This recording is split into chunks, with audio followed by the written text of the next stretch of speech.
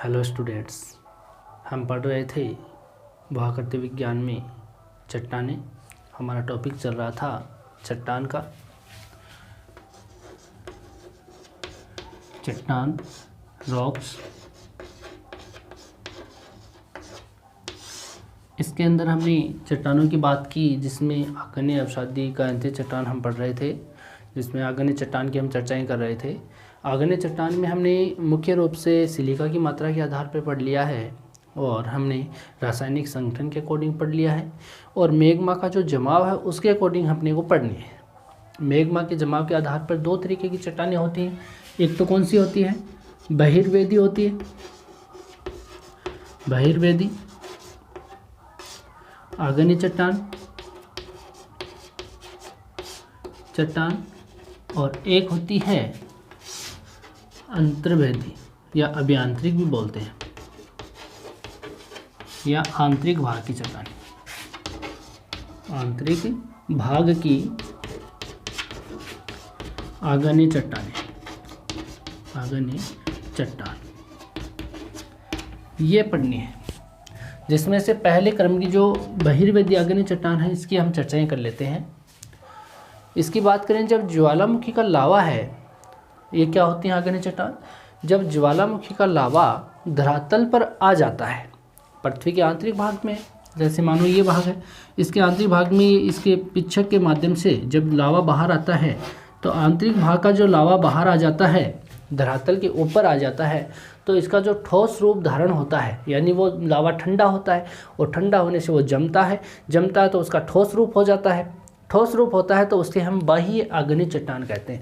यानी आंतरिक भाग का लावा बाहर आकर के इस जगह पे जम जाए और पर्वतीय क्षेत्र का निर्माण कर दे, या पठारी क्षेत्र का निर्माण कर दे, या पठार मैदान का निर्माण कर दे, तो इस प्रकार का लावा होगा वो बाह्य आग्नेय चट्टान को निर्मित करेगा। कैसी होगी? बाह्य, धरातल के बाहर इस चट्टान का निर्माण होना। ठीक है, ये जो चट्टानें हैं उसको हम ज्वालामुखी चट्टानें भी कहते हैं। क्या कहते हैं? ज्वालामुखी चट्टानें, क्योंकि ज्वालामुखी से निकलने वाली जो लावा है उससे ही जम करके ये चट्टानें बनती हैं। ठीक है, इस प्रकार की जो चट्टानें होती हैं इनके अंदर जो रवे होंगे वो बहुत बारीक कणों के होंगे, यानी वो दिखाई नहीं देंगे। खुली आंखों से हम उसको देख नहीं सकते। यानी इसके जो रवे जो होते हैं, रवे वो बिल्कुल बहुत बारीक होते हैं, बहुत बारीक, तो इनको आंखों से देखा नहीं जा सकता। तो बारीक कणों में, जैसे हम बेसाल्ट चट्टान की बात करें तो बेसाल्ट की जो चट्टान है वो इस प्रकार की चट्टान का ही उदाहरण माना जाता है। यानी बारीक कणों वाली जो चट्टान होगी, जो बाह्य आग्नेय चट्टान में हम बात करेंगे तो बेसाल्ट इसका सर्वोत्तम उदाहरण माना जाता है। बेसाल्ट चट्टान किस प्रकार की है? बारीक कणों वाली चट्टान है, जो बाह्य आग्नेय चट्टान है, जो इसके अंदर रवे नहीं है। एक हम बात करते हैं गैब्रो चट्टान की, या ऑब्सीडियन जो चट्टान है। एक तो कौन सी? ग्रेबो। ठीक है, एक होता है ऑब्सीडियन चट्टान। ये भी क्या है? ये भी बाह्य चट्टान के ही उदाहरण है, जो आग्नेय चट्टान भी इस श्रेणी में लिए जाते हैं। जैसे बाह्य आग्नेय चट्टान में बेसाल्ट, ग्रेबो और ऑब्सीडियन, ये चट्टानें बाह्य आग्नेय चट्टान के उदाहरण हैं। ठीक है, ये जो सब ये चट्टान बाह्य चट्टान है, ये लावा के उद्भदन के आधार पर ही हम इसको दो भागों में बांटते हैं। एक तो बांटते हैं विस्फोटक उद्गार से निर्मित चट्टान, एक तो किससे बांटते हैं? विस्फोटक, यानी दो तरीके के हैं। ये ज्वालामुखी दो तरीके से निकलती है, एक तो विस्फोटक आधार पे, विस्फोटक रूप में, और एक शांत रूप में, यानी इस लावा के अनुसार ही हम इस बाह्य आग्नेय चट्टानों को दो भागों में बांटते हैं। एक तो विस्फोटक रूप में बांटते हैं, एक शांत रूप में। यानी ये तो है केंद्रीय उद्गार वाली। कौन सी? केंद्रीय उद्गार, उद्भेदन। याद आया ज्वालामुखी पड़ी उस टाइम में। शांत रूप को हम बात करें तो शांत का रूप मतलब दरारी उद्भेदन। कौन सी? दरारी उद्भेदन।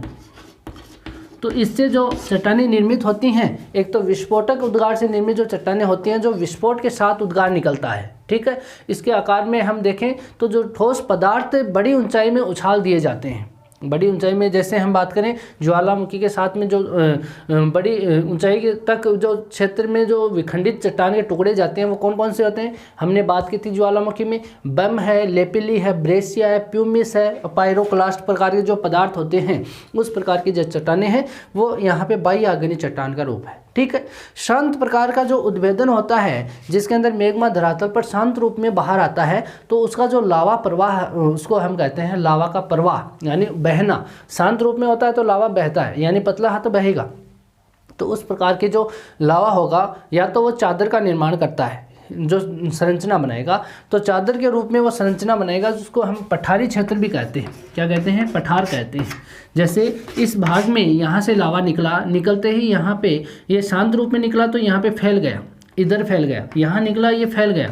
ठीक है। फैलते ही ये धरातल था तो इससे ऊंची भूमि हो गई नहीं तो ये पठारी भूमि हो गई, यानी धरातल से ऊंची भूमि पठारी क्षेत्र है। तो इसको हम कह सकते हैं यहाँ पे पठार का निर्माण, यानी बाह्य आग्नेय चट्टान पर चट्टानों का निर्माण भी करते हैं और पठार का भी। तो ये बात हो गई आपका उद्गार के रूप में, यानी केंद्रीय उद्गार से और दरारी उद्गार से दो प्रकार की बहिर्वेदी चट्टानें होती हैं। ठीक है।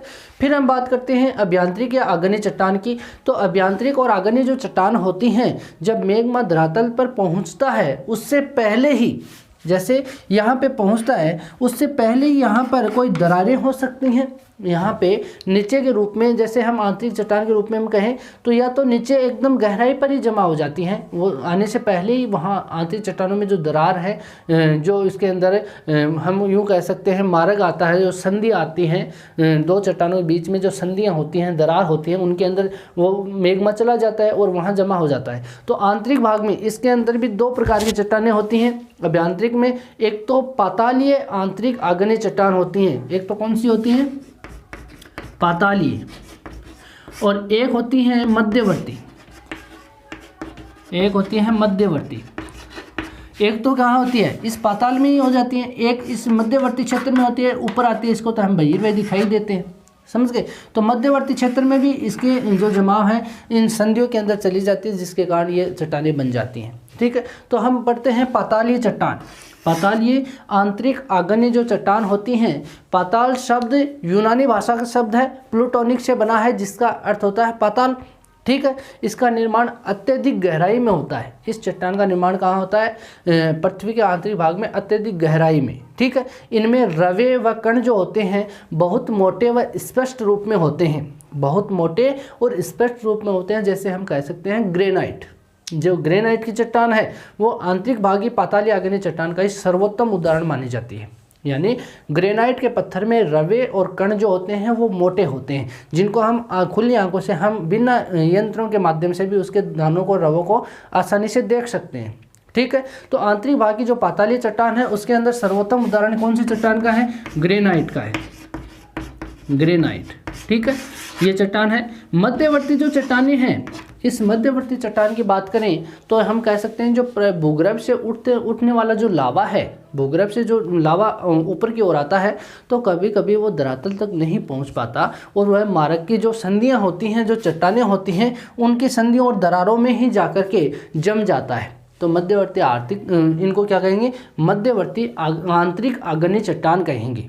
इन चट्टानों को हम पातालीय चट्टान है उनकी तुलना में यहाँ पर जल्दी ठंडी हो जाती है। यह तो धीरे ठंडी होती है यहाँ पर क्योंकि टेम्परेचर है नीचे ज़्यादा, ऊपर की ओर देखेंगे तो इसकी एवज में ये जल्दी ठंडी हो जाती है। तो इसके अंदर रवे छोटे बनते हैं। क्या बनते हैं? रवे छोटे बनते हैं, जिनके दाने छोटे बनते हैं। इन चट्टानों के अंदर हम देखेंगे मध्यवर्ती में तो यहाँ पर कई चट्टानें हैं। यहाँ पर जो चट्टानें हैं वो जैसे बेथोलित है, बेथोलित, स्टोक है, लेकोलिथ है,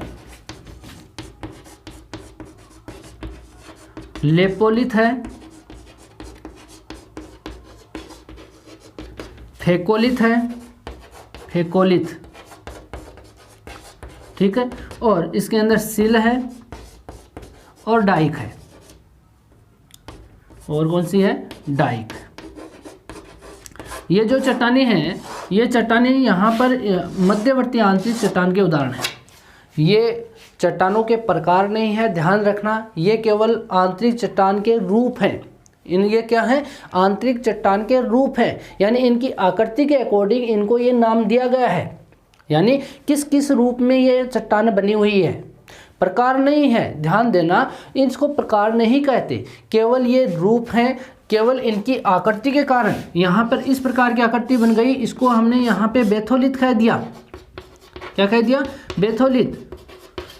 जैसे यहाँ पर दूसरी चट्टान इस प्रकार की बन गई, यहाँ पर इस प्रकार की चट्टान बन गई तो इसको हमने लेकोलित कह दिया। यहाँ पर इस प्रकार की चट्टान बन गई तो इसको हमने लेपोलित कह दिया। यहाँ पर इस प्रकार की चट्टान बन गई लहरनुमा रूप में तो उसको हमने फेकोलित कह दिया। यहाँ पर क्षैतिज रूप में बन गई तो इसको हमने शिल कहा। यही मेग्मा इस रूप में अगर ऊपर जाकर ऐसी आकृति बना लेता है तो उसको हमने डाइक कह दिया। तो ये केवल चट्टानों के रूप है, प्रकार नहीं है। समझ गए बात, इसको हम रूप कहेंगे, प्रकार नहीं कहेंगे। तो ये बात हो गई आपकी आंतरिक आग्नेय चट्टानों की। बेथोलित चट्टान अत्यधिक गहराई पे होती है। इसका जो हम यूँ कह सकते हैं, इदाहो जो बेथोलित है यूएसए का, वो विश्व प्रसिद्ध है। बेथोलित होता है, इसके आधार तक कोई नहीं पहुंच सकता, इसके आधार की कोई जानकारी नहीं है कि इसका आधार कहाँ पर है। ठीक है, ये आधार, ठीक है। दूसरी जो चट्टान है स्टोक, ये आधार से कुछ छोटी होती है।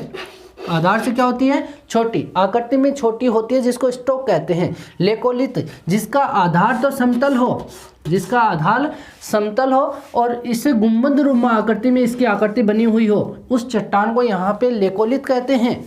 यहाँ पर जिस चट्टान का ऊपरी आधार वो तो समतल हो लेकिन नीचे धरातल में तस्तरी नुमा रूप में बन जाए, किस रूप में बन जाए, बेसिन नुमा रूप में या तस्तरी रूप में बन जाए, उसको यहाँ पे लेपोलित कहते हैं। जिस चट्टान का निर्माण लहरनुमा रूप में हो जाए उसको हम यहाँ पे फेकोलित कहते हैं। जिस चट्टान का रूप क्षैतिज हो जाए उसको हम यहाँ पे सिल कहते हैं। और जिस चट्टान का रूप ऊर्ध्वाधर हो जाए या समकोण पर हो जाए या लंबवत पर हो जाए, कुछ भी नाम आ जाए। देखो दो नाम होते हैं, एक तो होते हैं क्षैतिज, एक होता है ऊर्ध्वाधर। दोनों चीजों को ध्यान में रखना। क्षैतिज मतलब धरातल के समानांतर, धरातल के समानांतर, ठीक है। ऊर्ध्वाधर का मतलब धरातल के समकोण पर, के समकोण पर, ठीक है। इन दोनों चीजों को ध्यान में रखना। इसको तो बोलते हैं हॉरिजेंटल, इसको बोलते हैं वर्टिकल। ये लंबवत होता है, ये तो धरातल है जैसे, तो इसके समानांतर क्षैतिज तो हो गया, ये वाला क्षैतिज हो गया। और इस धरातल के इस रूप में ये जो होता है, ये रूप, इसको हम लंबवत बोल सकते हैं, समकोण पर बोल सकते हैं, ऊर्ध्वाधर बोल सकते हैं, वर्टिकल बोल सकते हैं, ठीक है। तो इस चीज़ को आप ध्यान में रखना। तो खड़े रूप में डाइक है, ये तो हो गया ऊर्ध्वाधर रूप में, और सिल है वो क्षैतिज रूप में हो गया। तो इसको भी आप ध्यान में रखना। ये मध्यवर्ती आंतरिक चट्टानों के रूप हैं, ठीक है। ये बात हो गई। इसके बाद में एक चट्टान होती है यहाँ पे जो ग्रेनाइट, उसके बारे में थोड़ा सा पढ़ लेते हैं। ग्रेनाइट और बेसाल्ट क्या है। आग्नेय चट्टानें हैं ग्रेनाइट और बेसाल्ट, ठीक है।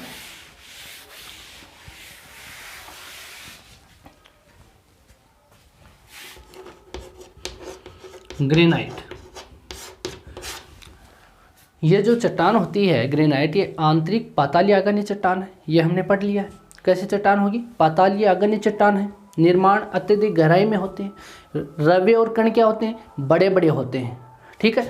इसमें किसकी प्रधानता ज़्यादा होती है, तो हम कहते हैं फेल्डस्पर की होती है, फेल्डस्पर, ठीक है।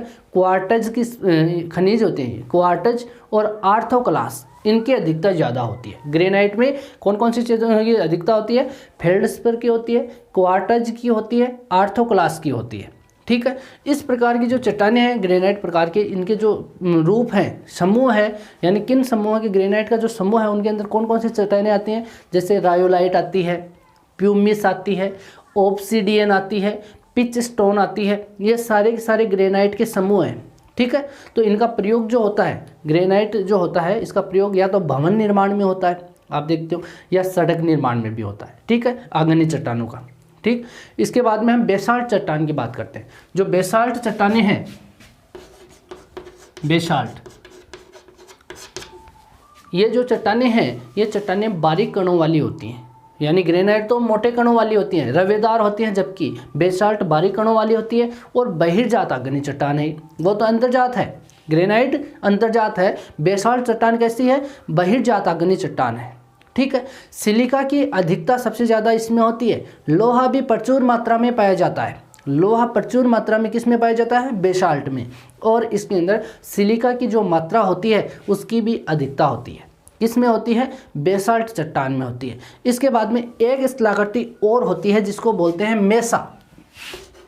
क्या बोलते हैं, मेसा।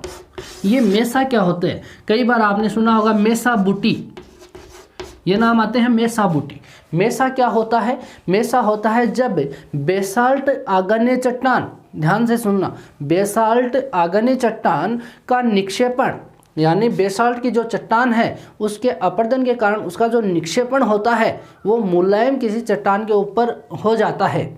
यानी यहाँ मानो ये मुलायम चट्टान का कोई धरातल है, यहाँ पे क्या है, मुलायम चट्टान का कोई धरातल है, यहाँ पर बेसाल्ट चट्टान बनी हुई है, इस चट्टान का अपरदन हुआ, उसका फिर अपरदन के कारण इसका जो चट्टान के टुकड़े हैं वो टुकड़े इधर आकर के यहाँ पे जम गए, इस क्षेत्र में जम गए, इनका निक्षेपण हो गया। जमना, जमाव क्या होता है, निक्षेपण, यहाँ पे, ठीक है, डिपोजिशन, निक्षेपण।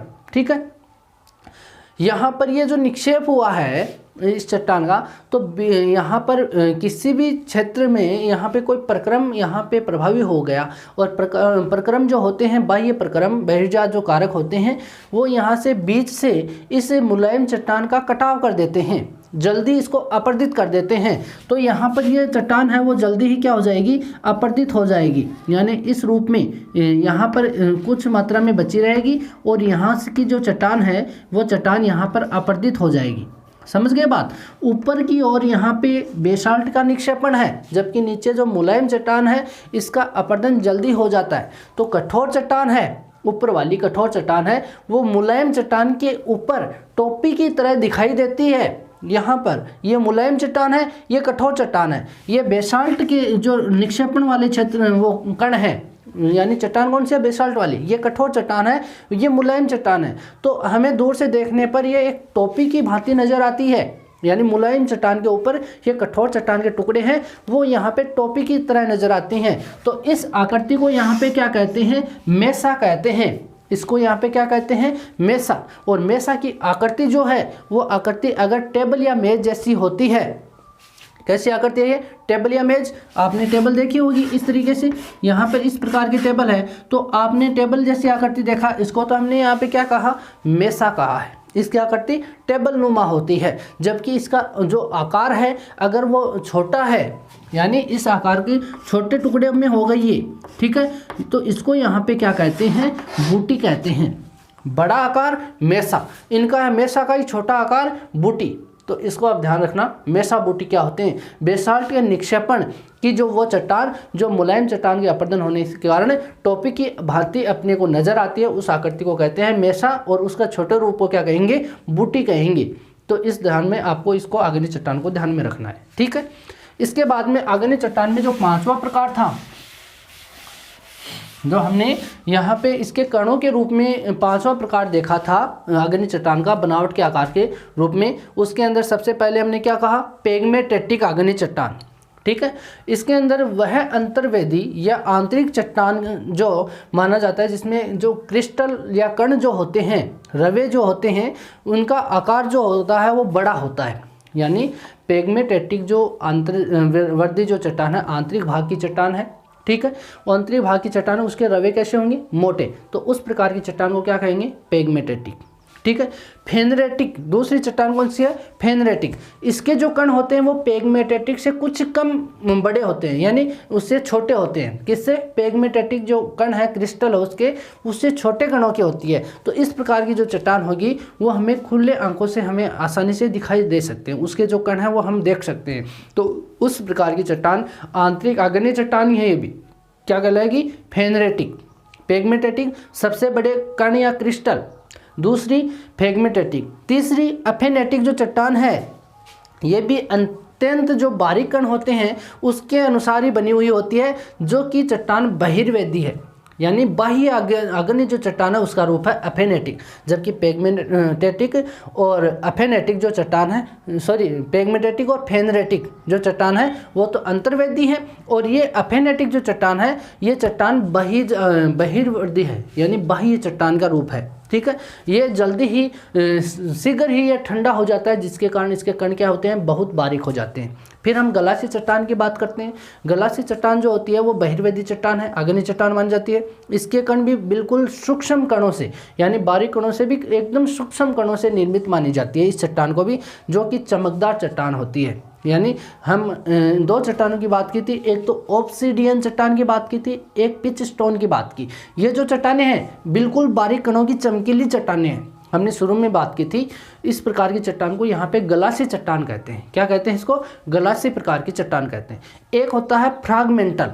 एक कौन सी चट्टान होते हैं, फ्रैगमेंटल होता है। जब मेग्मा लावा के साथ में कोई चट्टान के टुकड़े ठंडे होकर जम जाते हैं, यानी जब चट्टान मेग्मा है, लावा है, उसके साथ में चट्टान के टुकड़े ठंडे होकर के उसके साथ में ही जम जाते हैं, तो उससे जो बनने वाली चट्टान है वो फ्रैगमेंटल प्रकार की चट्टान बनती है। कैसी चट्टान बनेगी, फ्रैगमेंटल प्रकार की। तो ये 5 प्रकार थे कणों के अनुसार।